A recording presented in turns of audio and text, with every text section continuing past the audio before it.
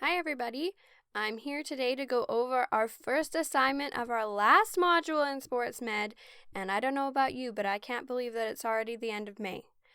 So for this assignment, again, you can find it in announcements or content, like always. If you go through content, make sure that you're under Sport and Society, because again, it's our new module, so make sure you're in the right module.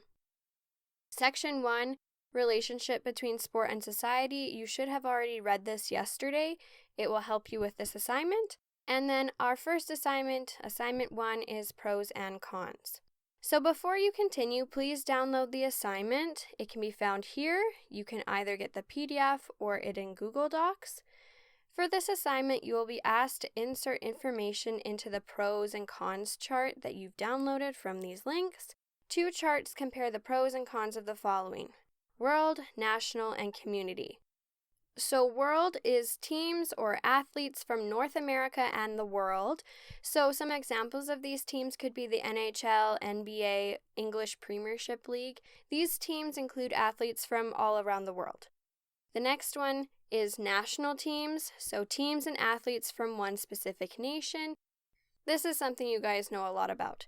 But an example team is the Canadian U18 softball team or the Korean men's soccer team.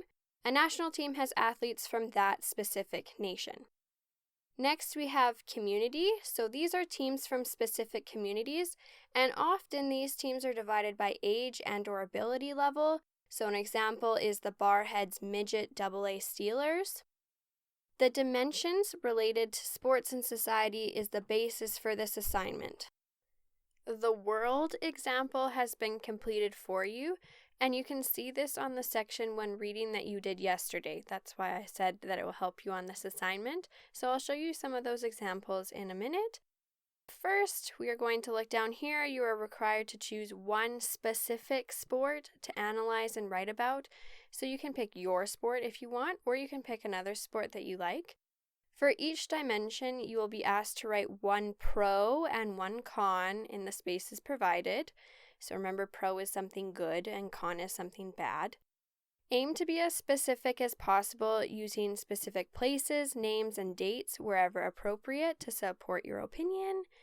And you have two options again to complete: PDF or Google Docs. When your assignment opens, you'll see that it is out of 24. So there are pros and cons for national on the first page and then community on the second page. So you're going to be doing the pros and cons: value of sport, sport demographics and health, sport and education, sport and politics, sport and economics for national, pros and cons, and then community. So if we go back to section 1, which is the reading from yesterday, we'll go over the examples given for world. We'll start at the top. Remember, this is relationship between sport and society. It gives us a bit of a history. Scroll down. Hopefully you guys watch this video. And then we get to role of sport and society. Below that is our first section of the table. So the first one we have is value of sport. We see that here. So at the very top of each section, we have pros and cons in general to give us an idea of what you can talk about in your sections. So for value of sport, pros: sport is a means of exchange and understanding among people of various backgrounds, nationalities, or beliefs, and it promotes expression beyond traditional barriers. The rules of the game transcend differences and inequality and help redefine success and performance. Through sport, people identify new role models in society. Some cons with regards to value of sport: sports may play too strong a role in an individual's life. Participating or watching sports often comes at the expense of education, quality family time, and financial responsibility. So from these overall examples, we can specify and go down into the world example, which is given, and I'll go over that in a second. And then for your assignment, you're going to give a pro and a con, at least one of each, for national and community. A world example: pro, value of sport. The San Antonio Spurs of the National Basketball Association have players from 7 countries playing together. They are one of the most successful franchises in the NBA, having won 4 championships since 1999. A con: Sports addictions are real and they conflict with relationships. As with anything that can be addictive, there is a threshold where something healthy becomes unhealthy. Signs of sport addictions include mood swings during events, depression, ruin of the person's day or even week, sports gambling, attendance of an excessive number of events, excessive purchasing of associated merchandise, and arguments and fights. So these are examples of pros and cons in the world context.